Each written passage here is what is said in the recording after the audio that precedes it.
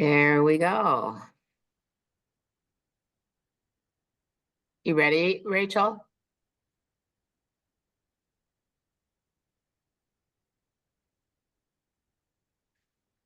She said ready. Before this meeting, she was like, I don't have a microphone and I don't want one. So now she's gonna have one. Okay, all right, well. I am going to call the meeting to order at 6 p.m. on what is today? August 22nd, 2024. Hard to believe it's almost September. And I would ask Rachel to note roll call. And other than the announcements about my not being there, and I appreciate your patience with me, I'll just reiterate now that you take this viewpoint, people are just the size of bugs, so somebody's gonna have to really tell me when hands are up. So Alex, you're on cue for that. I think that is the only announcement I have, unless Rachel or Alex have announcements. No announcements here. Thank you. All right. Well, with that, then I would entertain a motion to approve two sets of minutes, June 13th and July 11th.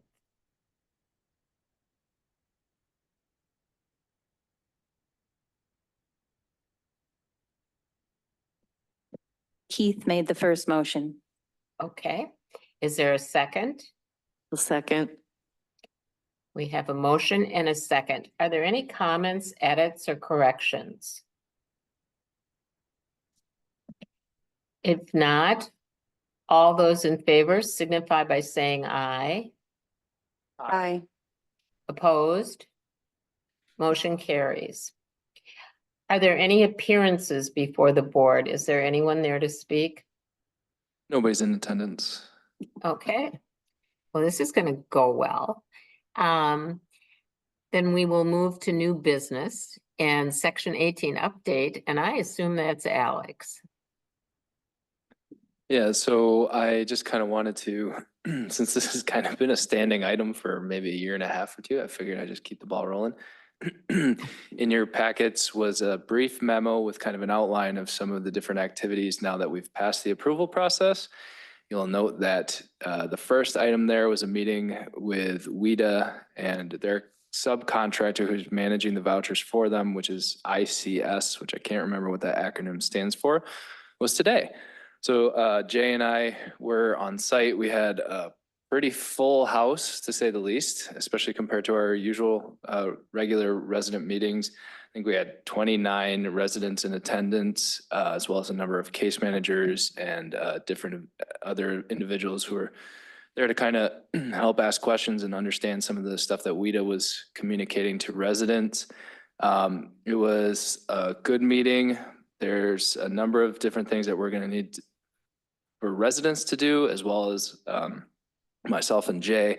Number of forms that need to be filled out, particularly pertaining to income certifications, which we're already familiar doing, but that process all has to happen again for WIDA for the vouchers. Those forms and certifications are due back to WIDA by September 30th.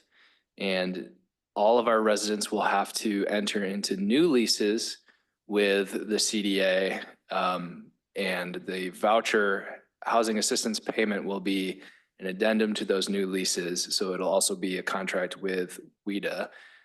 So everybody's going to have a new lease November 1st, which means I was doing some digging after the meeting. We'll have to provide notice to all of them 30 days in advance that we're terminating our existing leases. So that's another wrinkle. Anybody that is residing at our facilities in our public housing, that's the duplexes and the apartments, as of September 20th will receive a voucher. Anybody who is after that date, so say we have a move out and somebody else comes in after that date, will not. So that is the cutoff date, September 20th, residents as of September 20th. That was a lot of the information that we gleaned today. You'll see the next thing on the list is a housing inspection, week of September 23rd. We've scheduled that for September 26th, which incidentally is also the date of a housing workshop, which I believe you all have little postcards for to hopefully attend. That should be good. I don't have it on the agenda tonight, but I'll be sure to email a little bit more information about what that's all about. So September 26th, we'll have our inspections where we'll be on hand again, looking at both 509, the apartments and the duplexes. We have a closing date set for the entire transaction, which means sale of the facilities to the LLC. If you recall, we created Yahara River Housing LLC to basically process this whole transaction, the Section 18 disposition. It's October 24th. Our legal team is finishing up drafting all the closing documents and some of the HUD required documents. There's a release of declaration of trust, which removes the affordability use restriction. We should have that wrapped up. If not tomorrow, it'll be early next week, and sending that over to HUD for review, again, well in advance of that October 24th deadline so that we can get it all squared away. And then with the new leases that will be in place on November 1st, our residents will also have tenant protection vouchers that will be allocated to them. And we will be, as of November 1st, running a completely different operation over there. So that's kind of the skinny. Well, that's exciting after all this time. Let me ask, does anyone have any questions?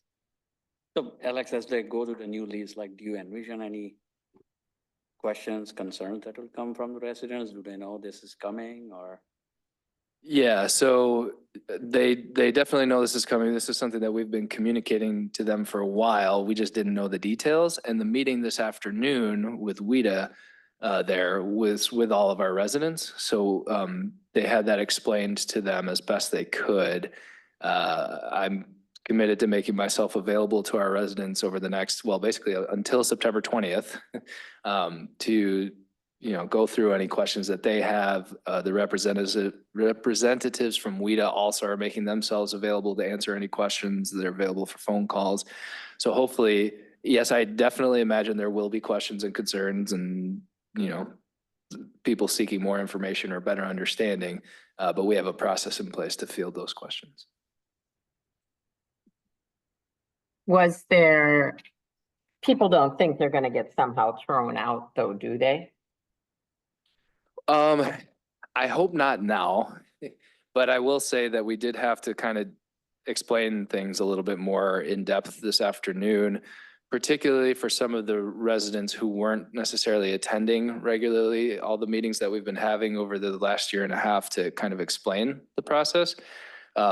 So I would say that now my hope is that most folks understand that they're not getting thrown out and that there is a longer term plan in place to transition residents to a new facility. But we didn't have 100% attendance today, so I can't say that with full certainty, but I will continue to communicate that as best I can. And Jay was at these meetings too? Yep. Jay, do you have anything to add? No, I think that it was a meeting full of information for everybody. I think we both got clarification on some stuff that we had talked about and understanding from the representative that spoke, and she laid it out as a scary thing for everybody initially, and then once you get into the process, it becomes a much easier transition at that point. So. And will the individual residents realize any rate increases? Yeah, so that was something that actually Jay helped explain this to me about 10 minutes ago. So the representatives from WIDA kept asking me, well, what do you guys charge for rent here? And I, to be perfectly honest, was completely stumped by that question. So because we have a formula that is a little bit of a black box from HUD under the program that we're under now, I was under the assumption that we actually don't have a set rent rate and that the HUD formula sort of calculates the subsidy that we get annually, and tenants have a formula to calculate based on their income, what they receive.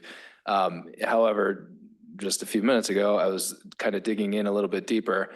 And it does seem like we have a flat rent that factors into that formula for the operating subsidy from HUD. And so, Okay. but the answer to your question is they will be capped of a rental payment at 30% of their income. So that's where they will sit, regardless of where our rent goes. WIDA will make up the difference between that 30% amount of their income and whatever we're charging for rent. And that also And- factors in utilities. So there's a utility allowance that's specific to Dane County that HUD sets for electricity, for water, for all these different things. And so that factors in as well. So they add on the base rent that we're charging. They add on the utility allowance for each utility that the tenant pays, and then they're capped at 30% of that. When I went through this in Vermont, when I worked for the Housing Foundation, the one thing that I found was it was totally confusing for residents. And they had great fear that they would be paying much higher rents. But they didn't really understand how their rents were calculated. So we had a sheet that explained it, but we had a cover letter that said, your rent monthly will be X. And that seemed to really help with the process. So it's something to consider. Yeah, thank you for that. That's a great idea. Just having like I'm writing it down right now, having a little one-pager fact sheet or something like that, I think would be really handy and Yeah. much more digestible than the probably 100+ pages of forms that were passed out today. Any other questions? I didn't mean to dominate this conversation.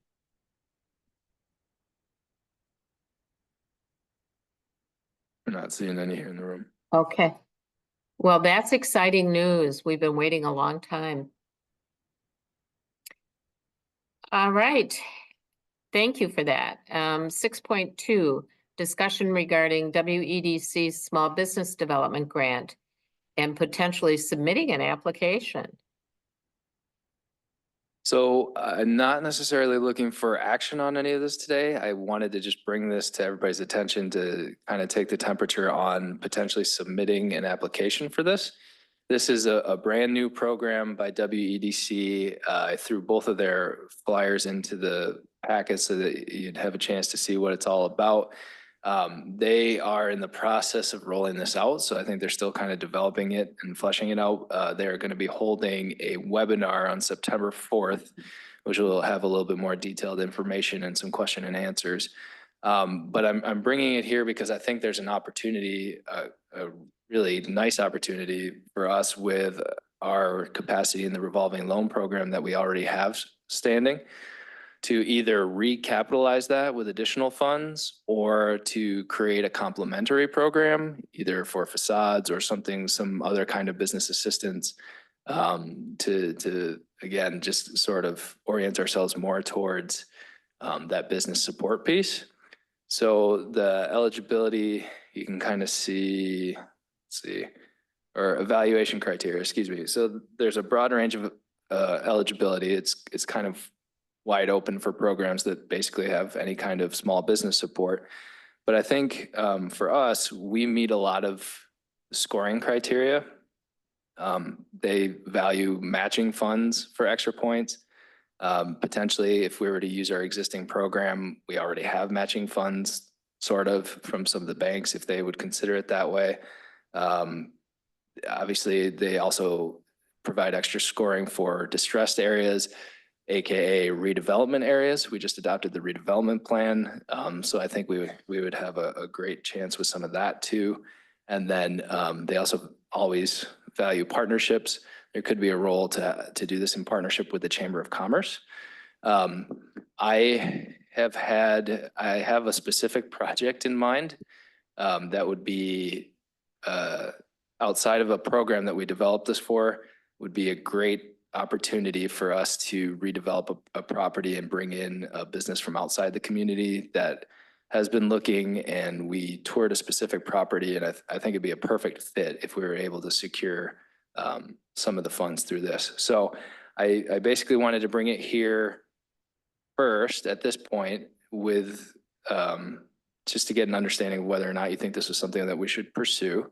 And then the next step after that, if it is, would be to come back at a future meeting with a draft program or project. So. That's fun. Does anybody have any comments or questions?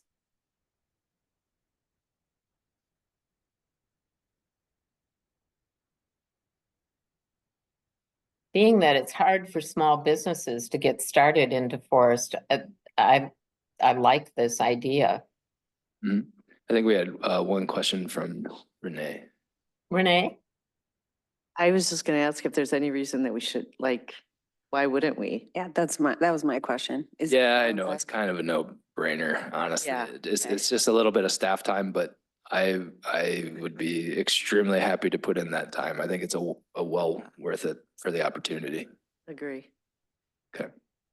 Yeah, I do too. And if you have any, creative ideas or suggestions in the interim, as I go to draft up a program, please send them my way, because anything is on the table. So take a closer look at this. And if stuff comes to mind, or you hear from local businesses that there's a need for X, Y, Z, let me know. Do you have to have specific projects? That's one of the things that the way that I read, I think their insert, it was a little unclear. So I'm hoping to get a little bit more clarification on the webinar. Our regional, WEDC has regional economic directors, economic development directors that serve different areas.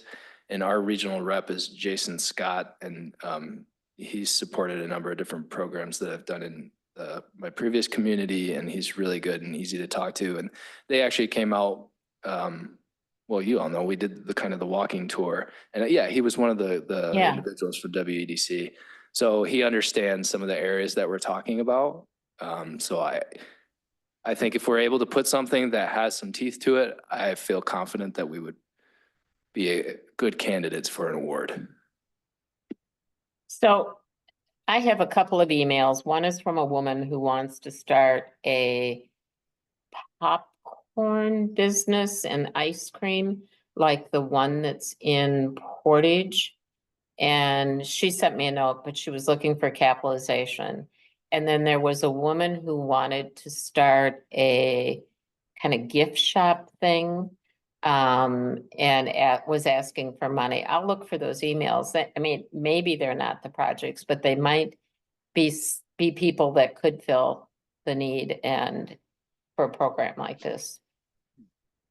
Sure, yeah, if you could dig those up, and I'd be happy to connect with them. If it's the one in Portage, is that the one that sells the popcorn? Is that the popcorn stand, or is it in a store? Don't you? It's the one on the triangle on the corner of Wisconsin and Edgewater. The gold mine. Yep, Oh, yeah. I mean, they get people from DeForest go up there to buy popcorn. Yeah, they it's really do. good. Yeah, it's very good. And it's soft serve ice cream, so it's different than Woolies, the new ice cream Yeah. place. So it could be just people would really like it, and she was looking for a place that kids could access easily near Fireman's Park. It's not bagged either like kettle corn. This is just regular popcorn Yeah. that you pop out of a. Yeah.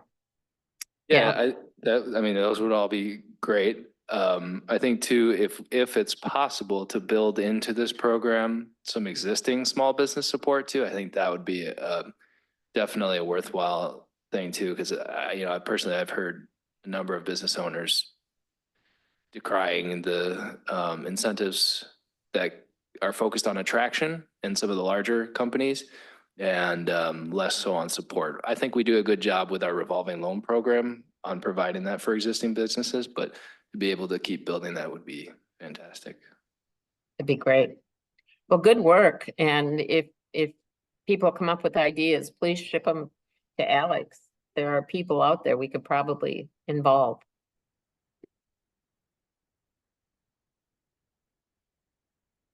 Okay. Let's move on to the quarterly report from Prudential. Did you people see it in your packets? So to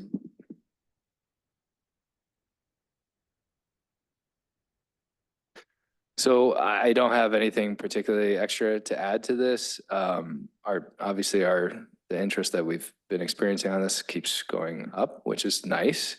They didn't provide any additional comments beyond the quarterly report that's in the packet. I know that the representatives there are still intending to be at the October meeting, I believe. So Okay. I'm probably not going to be a great resource for questions if there are any here, but I will give it a shot. But we have Carol. No, that's true. All right, are there any questions on this report? I'm just excited to see the value of it. So, great. Well, don't get too comfortable with it. I think rates are turning the corner. I read that in the paper this down. morning, so don't tell me, that's when I stop looking. They can turn the corner and then I make my husband look. Not me. Yeah, it's not income you can count on, so don't spend it yet. All right. I have to laugh. I have two mouses going and boy, am I easily confused. All right, a resolution 2024-507, approving the payment of an option extension for the DeForest Liquor Limited. So just a brief recap, the deadline to exercise the option was September 1st, which is upcoming, unless we process a payment of $3,333 to extend that option to December 31st. So this is essentially a resolution to do that. There are no other documents that we need to provide to the property owner. It's simply a payment. So the thought here is that they have requested 120 days notice before we move forward with potentially purchasing the property. To be able to do that at this point is likely not feasible. Additionally, I know there's been discussion at past meetings as to whether or not we should outright purchase the property. And I know that there's been sentiment on the side of doing that.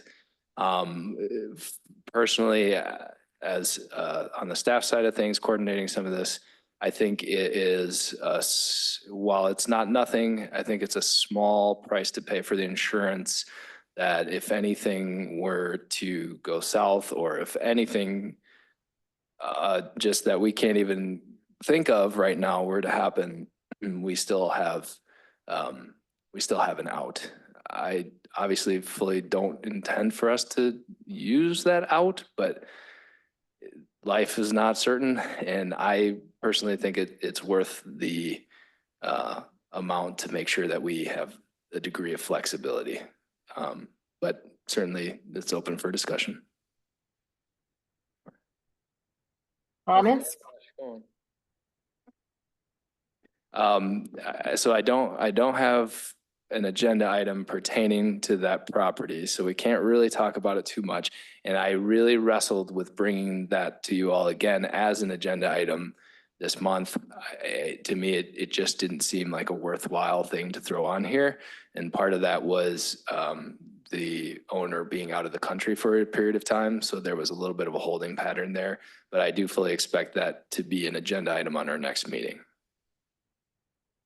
Well, you know where I am on this. I vote for just buy this property and get it moving. So many people in town just want that corner cleaned up. But I know both you and Carol are a little more conservative than Jane. So I am at minimum supportive of the extension and paying that fee. There's Phil.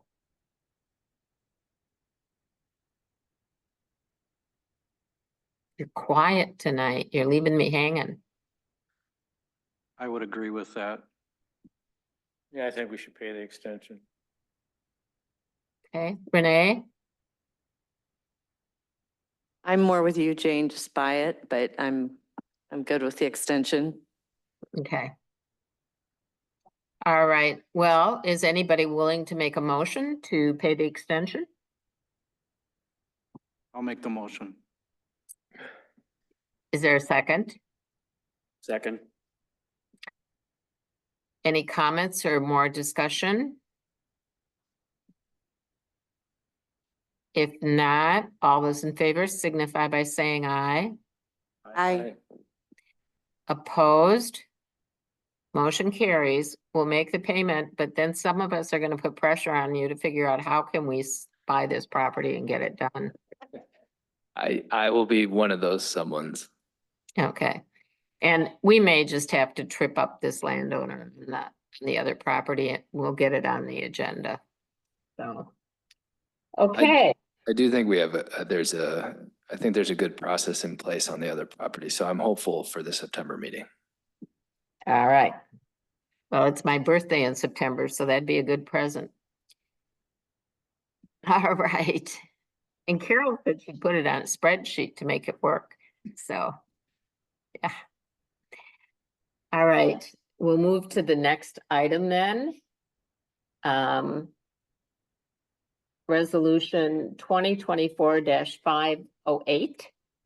Authorizing the chairperson and executive director to execute a First Amendment to a funding agreement with the Village of DeForest.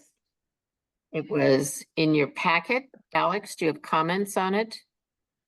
So I think the memo sort of lays out pretty much the parameters of this, and I think we've kind of discussed this at past meetings. Basically, we need a funding mechanism in order to capitalize the LLC to purchase the CDA's properties in order to go through with this transaction on October 24th. We have an agreement with the village for funding for redevelopment. The village administrator and the village attorney felt that it likely could not fall under the existing agreement. And so they're requesting that we process an amendment to the agreement that we have in place, which allows for it. And so that's the language that's in the agreement itself, which was also in your packets. I will say that let me find it here. This amendment did get approved by the village board whenever that was, 2 days ago, Tuesday. So they've already consented to it. At this point, it just falls on us. And I think it's a reasonable amendment. The only additional piece that the village wanted to add in there just for additional security was, and I understand this, why they did this, was a restriction on the use of proceeds. So basically, they want to ensure that, again, in what I was saying last time, anything can happen at the last item, that if the LLC were to someday transfer ownership out of the CDA, that they don't have the funds from the eventual sale of our properties on the open market, that those funds are returned to the CDA. So for our use, or B, they're only used in connection with the operations of the new facility. So that's what that section on the restriction of the use of proceeds is. Okay. And I personally feel comfortable with both of those, but ultimately this will be your call. Are there comments or questions? I know it's pretty straightforward. If not, I would entertain a motion to approve. I'll make a motion. To Is there a approve it. Is there a second?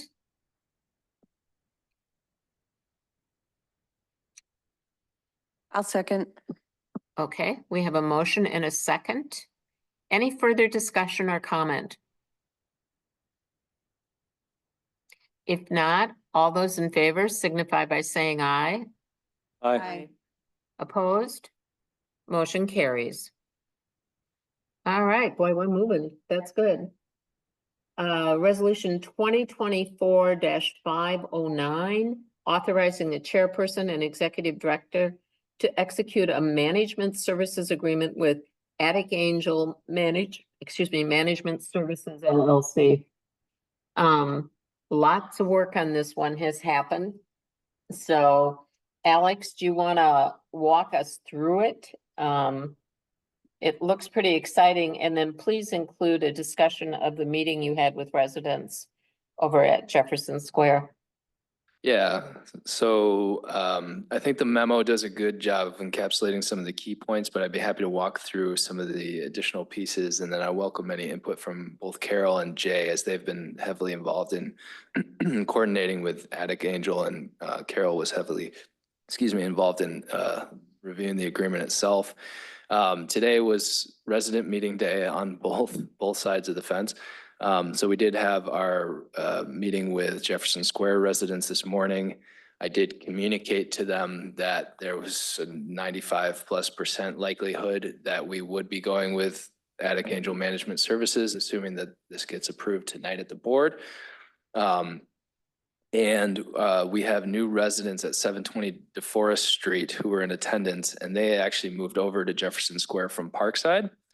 And Attic Angel also manages Parkside, so I put them on the spot to share any feedback they had with their management, and they had positive things to say. So that helped.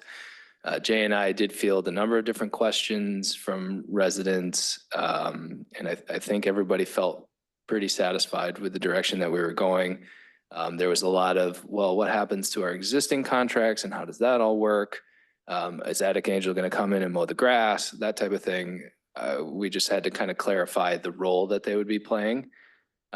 Jay talked a little bit about the discussions that he's been having with their, I guess, management consultant, something like that. And I'll let him kind of speak to that, but I think he feels fairly comfortable with their approach. Is there anything you want to share with from those conversations? I guess I'd just say that I know that we feel the concerns here about, contractors, local contractors, continuation of services and such, making sure the residents were taken care of in that regard. And my meeting with Larry, who worked for Attic Angel, I believe he said 14 years, retired, and is consulting on projects like this with transitions, was really productive, I think, for both of us. I was under the assumption I was meeting with a maintenance manager, and it turns out this was much needed for both of us, I think. Asked him a lot of questions on the continuity of contractors and processes, and he assured that Attic Angel has been through this process numerous times. They have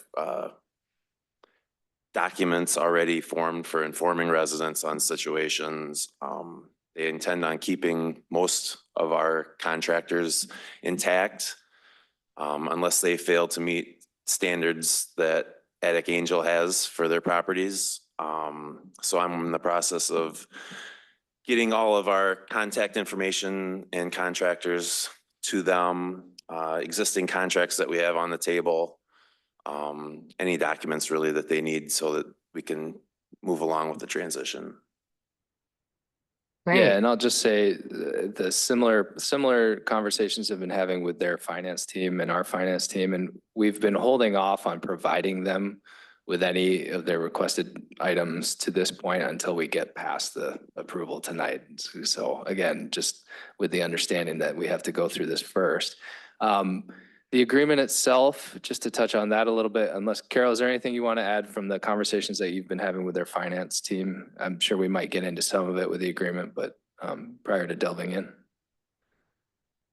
No, I don't think there's anything I need to talk about prior.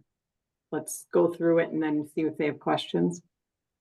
Okay, so the way that this is structured, we would be looking at a start date of September 1st, which is right around the corner. The initial term would be a 5-year term with an auto renewal provision. We do have the opportunity, both parties have the opportunity to cancel that term with 180 days notice. If you recall, the initial agreement had 360 days notice from their side, or we would have to give that, and they would only have to give 180 days. So we brought that back to an even 180 days for both parties.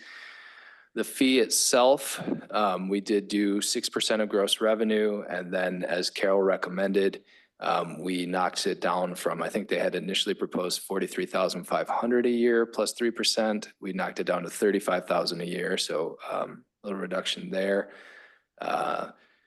We also built in some provisions for CDA review of contracts. so that our legal team can review anything that we're going to be a party to, so that we have a degree of control there. They'll also be subject to all of our usual monthly financial reporting so that we can review, basically similar to how we do it now. You get to see financial statements every month. Cooperation with annual audits, and then we, as a board, you all will get to review and approve the annual operating budget, similar to how we do it now. Any expenditures they make throughout the year have to be according to the approved budget, so they can't operate outside of that. If they want to do something that is outside of that, they have to come back to us with a budget amendment, and we get to review that again.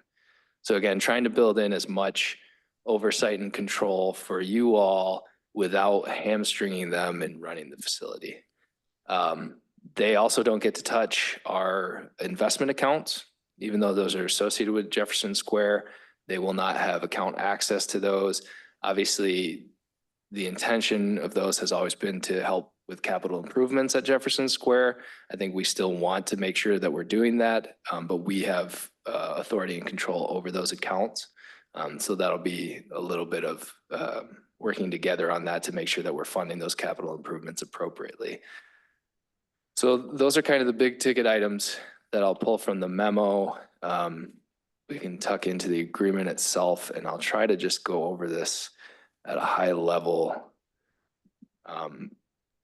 Most of this is fairly boilerplate stuff. Again, the 5-year term. Section 3 kind of talks about the various services that they'll be providing to us. And it's essentially everything related to running the facility. One of the things that Carol and I were going back and forth on was how they have access to some of the accounts. So for the operating account, we will still be owners of that account. They will be authorized signers, and they will have an access authorization to that as well. I'm trying to think what else. One of the other requests that they had was any inventory that we had that's associated with Jefferson Square be made available for their use. No problem with that. Obviously, it was intended for use at Jefferson Square. We'd still want that to be maintained. They will be doing all our billing, collecting rent from residents. Who will own the stuff inside the, Can you use your mic so that Jane can hear too? Sorry. what about the stuff that's inside the clubhouse, like the TVs and all that? Who owns that? We own everything. They're simply managing the facility. So we are the owner of all fixtures, all of that stuff. And the structures, all of that. We're the owners of the facility. They're simply managing their operations. They will be doing marketing associated with this. They will be managing the unit turns, so that will no longer be a responsibility that we'll have. Lease up, all of that will be on theirs. And so really here in the next, assuming that if we do approve this and you all feel comfortable with going this route, which I think we've communicated that the concept of having a management company is something that obviously we're looking at very closely. The next month and a half will be a very strong transition. So Jay and I will be heavily involved in getting them off on the right foot. We've got 714 DeForest Street right now. We had the resident move out, which I'll talk about on the occupancy slide here in a little bit.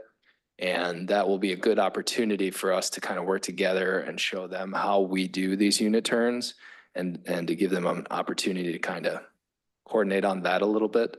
Is there anything else outside of that from a transition standpoint? The billing, some of the financials, it's going to be an interesting thing to coordinate the transition, but we'll just have to be heavily involved for the next month and a half, I think.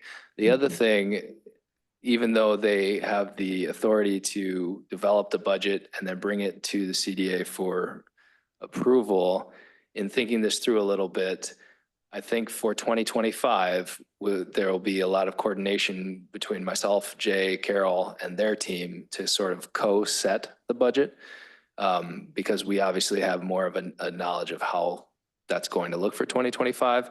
And then perhaps in future years after that, should we continue with them, they will have a little bit more independence in developing that budget and bringing it to you all for review and approval.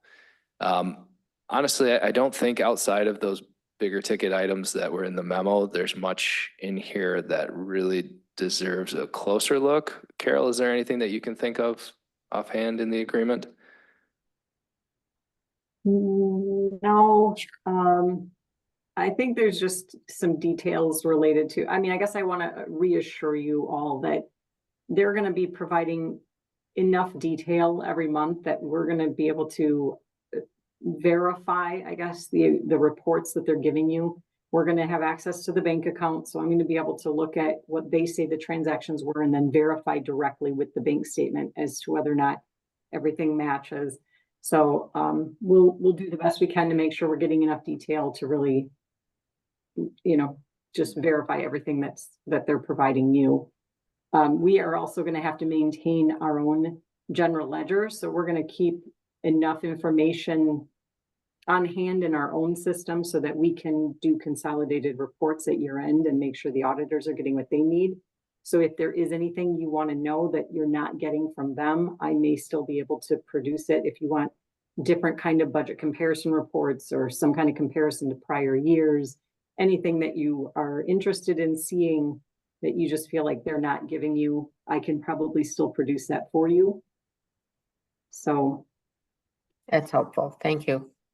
yeah, we'll stay in close enough contact with them to make sure that you're getting what you need. And as far as the investments go, that was the one thing that I'm not sure we put in the agreement or not, but I think that we should at least have an understanding of what point in time you feel like they're holding on to too much money. If they are actually making a profit and their bank account starts to get too high, if you want me to pull some of that out and add it to our investments, which they then do not have access to, I mean, we have to kind of, I guess, determine. We've had such, if you want to say, fluidity in the past that we've been able to move the money around as we saw fit. But now that they're going to have an account that they manage and we have the investments kind of separated that we are in charge of, we may need to just keep an eye on where the balances are falling and just make sure that we're investing what we can, because we don't want a lot of money sitting in a checking account that isn't earning any interest. Good point. So we don't have that really specified in the agreement, but something we'll just have to kind of work through and talk about as we go. Okay. How questions from the commission? Anybody have questions about the agreement or the process? I think both Renee and Keith had questions. I just had a Okay. question about resident meetings. So will they then do those? Yeah, they'll be carrying that forth. And I think from what I've understood from talking with them, that's a practice that they have at their other facility. Okay. What Keith? percentage of the residents came to the meeting today? 50%? Would you say? Maybe more? There's a lot of people over there. Yeah, well, I realize there's, Yeah. I would say we probably had 30 to 40 people in attendance would be my guess. so as of September 1st, and I know you've been skeptical of the lawn mowing and all that over there. How's that gonna go? Gonna keep them till the end of the year or what? That was definitely the number one question at the meeting, as it usually is. And, you know, I guess just to reiterate what Jay was saying, in the conversations that he had with a fellow from Attic Angel who's been doing it for, 15 years or whatever, that's also a common complaint across facilities in general is landscaping stuff. So, ultimately, I think that, that contract is with the CDA. So we're the owners of that contract. They will assume managing that contract for us. If they continue to underperform, I can tell you that the business owner has communicated that he was open to basically getting out of the contract. I think we've had this discussion a few months back, if I recall. If that's the case, I don't want to, we have a contract in place that has a reasonable cost, right? Anything we get out of that would be additional costs to us. If Attic Angel can find somebody for a comparable cost and it works, great. So it's, I guess it's still an open question, right? And it is something that is kind of a hot pressing issue over there. So I'm sure it'll be brought up and hopefully addressed within the first couple months. And I don't know who they use. They may have a contractor who is comparable cost wise, and it may be an easy transition. They just say, you know what? We're happy to terminate. We know another one who can perform just as well for the cost, or it may be, may be different. But regardless, we're going to, as CDA, because we're on that contract, we're going to have to be involved in however that shakes out. Okay. Jay also mentioned, and I have it here on screen, to point out the right of first refusal, which I think we've kind of discussed at previous meetings too. So that is still in the agreement. If we ever went to however many years down the line and Attic Angel is still managing the facility to explore a sale of Jefferson Square, they would have a right of first refusal to match that sale. That's good. They're growing rapidly, so maybe they'll want it. The one thing that keeps nagging in the back of my mind, and I know Keith and Doug may have better information than I do, but I am not sure that all of the investment money belonged to Jefferson Square. And I don't know how we document that. It was at a time when our management wasn't very good. Any further thoughts, Keith or Doug?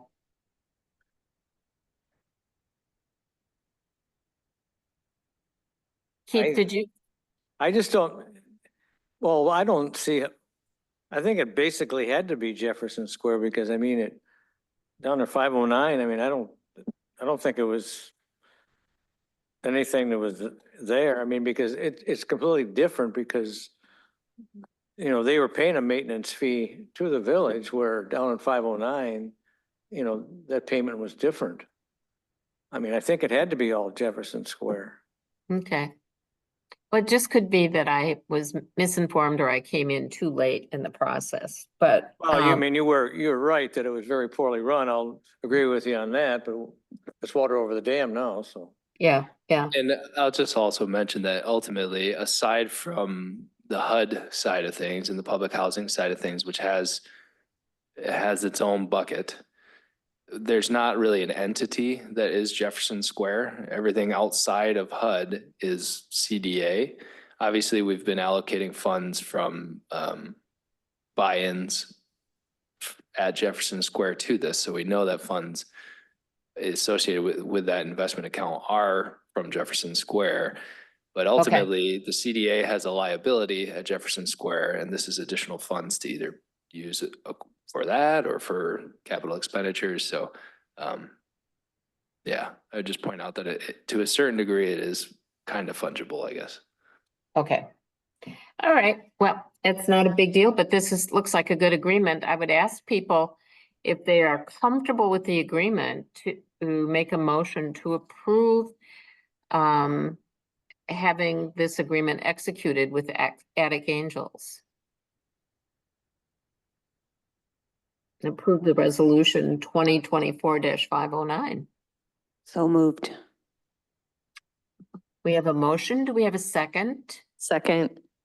We have a motion and a second. Any further comment or discussion? If not, all those in favor signify by saying aye. Aye. Opposed, same sign. Motion carries. We have an agreement. That's exciting. So I'll just kind of give a brief outline of some potential next steps. So as I communicated to residents this morning, if this was approved, I would let them all know. So we'll put out some correspondence to everybody to let them know that this was the case. We've potentially planned to have Attic Angel come out next Thursday at 9 a.m., which is usually we hold resident meetings at Jefferson Square on Thursdays at 9, third Thursday. But in this case, they'll be coming out next week to do sort of a meet and greet so that they can have a little bit of a presentation, get to know the residents can get to know them, ask any questions, kind of explain their approach. and just get everybody kind of on the same page. And then as of September 1st, they will be our management company. And as I mentioned, Jay, Carol, and I will be going through a transition process to make sure that they get off on the right foot. And then I anticipate that for our September meeting, I will have them in front of you in some way, shape, or form to talk about this a little bit further. Right. But certainly if you're available tomorrow, next Thursday at 9, you're also welcome to attend. Great. Is Well, it at the the- clubhouse? At the clubhouse? Yes. Yes. Okay. Good. That's fun. I'm glad to hear that. All right. With that, we will conclude that item and move on to old business, and there is none. So we'll go to reports and we'll ask about the housing division, update on housing units. Yeah, so we don't have financial statements in the packet this month. We will have those next month. So I'll just kind of give an update on some of our wait lists and status of turns. The wait list is roughly the same for both Jefferson Square. We've added a few. I anticipate we'll probably add a few more here in the coming weeks. Public housing, as I've been getting calls and requests for applications, I've been trying to communicate to potential applicants the process that we are going through and the fact that our wait list will essentially disappear November 1st or October 31st, and that they won't be transferred to WIDA's wait list, but they will go to the back of the line on that. It's unfortunate that that is the case, but that is the case. So some people are still requesting applications. But I will say that it's probably been less than it was before. Turns at Jefferson Square, as I mentioned, 720, we do have a new resident. Lynn and Flint Sansoni are going to be in there. The turn is underway. Jay, I don't know if you could give kind of a overview of what that looks like. Yeah, demolition is pretty much complete. They're hoping to start painting next week. Fixtures will go in. Cabinets are a holdup, so that will be the limiting factor on when they are moving in. But everyone's really stepped up and really moved forward with some zest, which is refreshing. So that should be going. That should. I see no reason that shouldn't just go well. So And then 714, it'll be an interesting.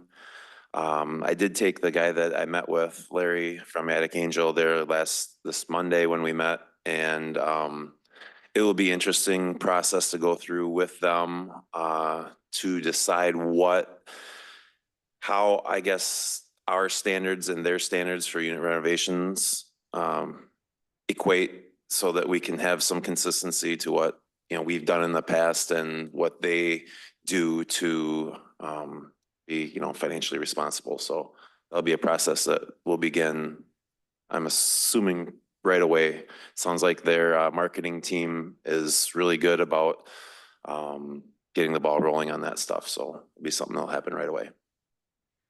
So the closing date for 720 is October 7th, and they will be moving in before October 21st is what we've kind of coordinated with the work that's going on there. On the public housing side of things, 104 Meadow Lane, one of the duplex units there will be available for move-in September 1st or August 30th. We had a resident at 509 who was on our transfer wait list for the duplexes who will be moving over to that unit there. So then that will open up a unit at 509, and then we have another unit at 509, which had to move out as well. So we'll have, once the resident transitions to Meadow Lane, we'll have 2 units at 509 that will be available. I've started making calls. I expect to hear back from one individual tomorrow as to whether or not they'll be taking one of the units at 509. And then if I don't hear back from either of the outstanding calls tomorrow, I'll start moving further down the list and hopefully get somebody in. Any questions? Yeah. Did we miss it about the barn? Is that unit sold? What's that? The barn? They continue to do work there. It's unbelievable. They got I believe yesterday, they took the rest of the old roof off. They've got Tyvek over almost the entire thing. It's pretty incredible to watch what they're doing. I look forward to seeing how it ends up because they're putting a lot of effort into this place. But did the condo sell Yes, backed up to it? Oh, that is 720 DeForest. That is, That is 720, okay. yep, sorry. I It should was have Bowling clarified. Farm? That was, yep, that was the one right behind the barn Right. that did sell, and the closing date for that is October 7th. Jay, some of those units along that side had a problem with the kick plate area down at the bottom of the siding. And when they pulled it up before it was rotting, do we know if anybody's looked at that? Yeah, so that's something that I already had discussions with Larry from Attic Angel about with conditions on the buildings themselves and those types of issues going forward. I just had a contractor out this week actually doing window repair and also did a repair to a section that's like that.